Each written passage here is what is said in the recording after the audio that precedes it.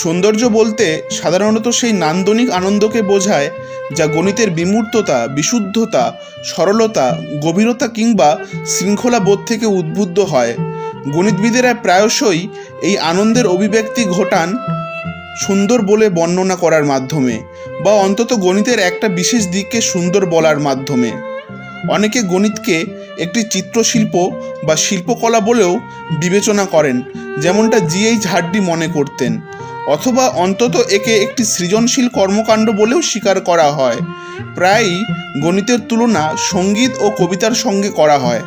Bertrand Rasel গাণিতিক সৌন্দর্য সম্পর্কে তার অনুভূতি প্রকাশ করেছেন এই কথায়, গণিত সঠিকভাবে বিবেচিত হলে কেবল সত্যিই নয়, চরম সৌন্দর্যেরও অধিকারী। একটি ঠান্ডা ও কঠোর সৌন্দর্য যা ভাস্কর্যের মতো আমাদের দুর্বল প্রকৃতির কোনো অংশকেই আকর্ষণ করে না।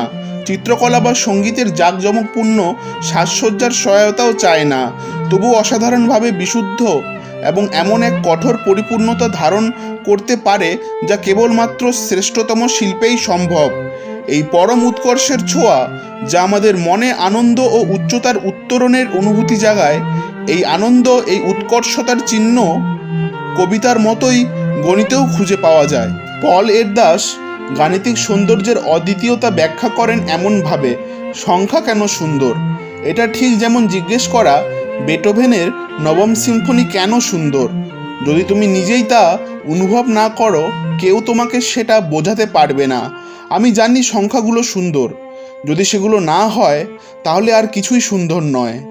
গণিতবিদেরা এমন কোনো প্রমাণ পদ্ধতিকে মাধুর্যপূর্ণ বা রুচিশীল বলেন যা বিশেষভাবে আনন্দদায়ক ও নিপুণ। এই রুচিশীলতা বিভিন্ন অর্থে ব্যবহৃত হতে পারে। এমন একটি প্রমাণ যা অতিরিক্ত অনুমান বা আগের ফলাফলের খুব কম ব্যবহারে সম্পন্ন হয়। একটি সংক্ষিপ্ত, সংহত ও পরিষ্কার প্রমাণ। এমন একটি প্রমাণ যা আশ্চর্যজনক উপায়ে কোনো ফলাফলকে স্যাটিসফাই করে, যেমন একটি আপাত দৃষ্টিতে সম্পর্কহীন উপপাদ্য থেকে একেবারে নতুন ও মৌলিক অন্তর্দৃষ্টির ওপর ভিত্তি করে তৈরি একটি প্রমাণ। এমন একটি পদ্ধতি যা সহজেই সাধারণীকরণ করে একই ধরনের আরও অনেক সমস্যা সমাধান করতে পারে। রুচিশীল প্রমাণ খুঁজতে গিয়ে গণিতবিদেরা প্রায়শই একাধিক ভিন্ন পদ ব্যবহার করার মাধ্যমে ফলাফলটিকে প্রমাণ করার চেষ্টা করেন, কারণ প্রাথমিক যে প্রমাণ পাওয়া যায় তা আরও উন্নত করা সম্ভব হতে পারে। যে উপপাদ্যের সবচেয়ে বেশি সংখ্যক ভিন্ন প্রমাণ আবিষ্কৃত হয়েছে তা সম্ভবত পিথাগোরাসের উপপাদ্য, যার শত শত প্রমাণ প্রকাশিত হয়েছে। অন্য একটি বহুরূপ প্রমাণযুক্ত উপপাদ্য হল দ্বিঘাত পারস্পরিকতা। কার্ল ফ্রেডরিক গাউস এই উপপাদ্যের অন্তত 8টি ভিন্ন প্রমাণ দিয়েছেন, যার মধ্যে 6টি তিনি প্রকাশ করেছিলেন।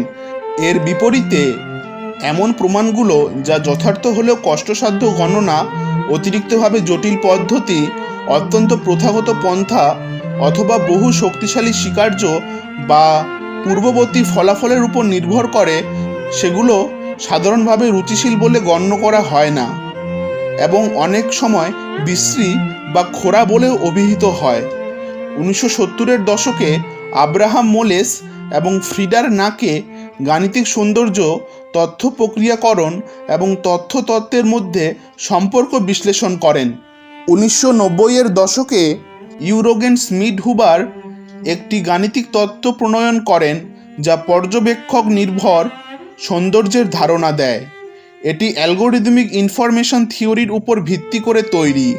এই তত্ত্ব অনুযায়ী যেসব বস্তু পরস্পরের তুলনায় পর্যালোচকের দৃষ্টিতে সবচেয়ে বেশি সুন্দর, সেগুলোর সংক্ষিপ্ত অ্যালগরিদমিক বর্ণনা থাকে, অর্থাৎ কমপ্লেক্সিটির দিক থেকে তুলনামূলকভাবে কম, যেমন কলমোগোরভ জটিলতা। স্মিথ হুবার সৌন্দর্য এবং আকর্ষণীয়তার মধ্যে স্পষ্ট পার্থক্য করেন। আকর্ষণীয়তা হচ্ছে সেই সাময়িক বৈশিষ্ট্য যখন কোনো পর্যবেক্ষক নতুন কোনো নিয়ম, পুনরাবৃত্তি, সমান্তরালতা বা ফ্র্যাক্টাল স্বসাদৃশ্য আবিষ্কার করে পর্যবেক্ষণকে আরও সহজে সংকোচন করতে সক্ষম হয়, অর্থাৎ ফলাফলের যে ব্যাপ্তি সেটাকে আমরা সংক্ষিপ্তকরণ করতে পারি। এটা অনেকটা এপিস্টেমিক অর্থাৎ জ্ঞান ভিত্তিক, যা ফলাফলের সংক্ষিপ্তকরণের সঙ্গে সম্পর্কযুক্ত। এটা কোনোভাবে অন্টোলজিক্যাল বিষয় নয়। যখন সেই শাখায় প্রক্রিয়া ডেটা সংকোচনের উন্নতি ঘটায়, তখন সেই আকর্ষণীয়তা সংক্ষিপ্ততার অগ্রগতির সঙ্গে মেলে এবং পর্যালোচকের অভ্যন্তরীণ কৌতূহল পুরস্কারের সমানুপাতিক হয়, অর্থাৎ সম্ভবত একটি ভবিষ্যৎবাণীমূলক কৃত্রিম নিউরাল নেটওয়ার্ক।